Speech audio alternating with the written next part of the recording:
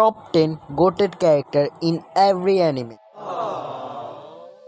তো আমাদের লিস্টের শুরুতেই আছে ডেমন স্লেয়ার থেকে জেনেৎসু।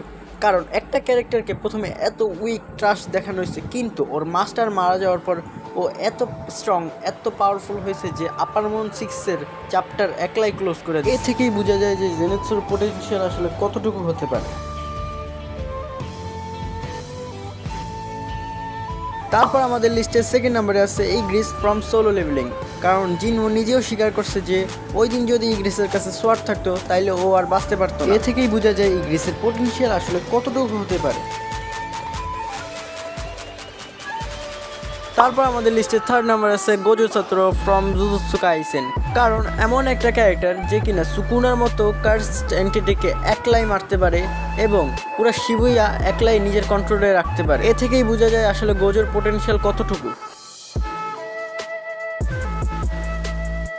তারপর আমাদের লিস্টে ফোর্থ নাম্বারে আছে সেনকু ইশিগামি ফ্রম ডক্টর স্টোন। কারণ পুরো পৃথিবীর সিভিলাইজেশন স্টপ হয়ে গেলে ও স্টপ হয় না, দীর্ঘ 3500 বছর পর পুরো সিভিলাইজেশনকে রিফর্ম করছে। এ থেকেই বোঝা যায় যে সেনকু আসলে কতটা পোটেনশিয়ালফুল ক্যারেক্টার। তারপর আমাদের লিস্টে ফিফথ নাম্বার আছে গাবিমারু ফ্রম হেলস প্যারাডাইস। কারণ একটা ক্যারেক্টার যে কিনা তার ওয়াইফকে একবার দেখার জন্য গড লাইক এন্টিটির সাথে লড়াই করতে পারে, তার পোটেনশিয়াল যে কতটুকু হতে পারে সেটা ভাবনার বাহিরে। তারপর আমাদের লিস্টের ফোর্থ নাম্বারে আছে ইউহান লিভার্ট ফ্রম মনস্টার। কারণ একটা ক্যারেক্টার কতটুকু সাইকোপ্যাথ হতে পারে যে কোনো স্পেশাল পাওয়ার ছাড়া একটা পুরো গ্রামকে ধ্বংস করে দেয়। এ থেকেই বোঝা যায় ইউহানের আসল পোটেনশিয়াল কতটুকু হতে পারে।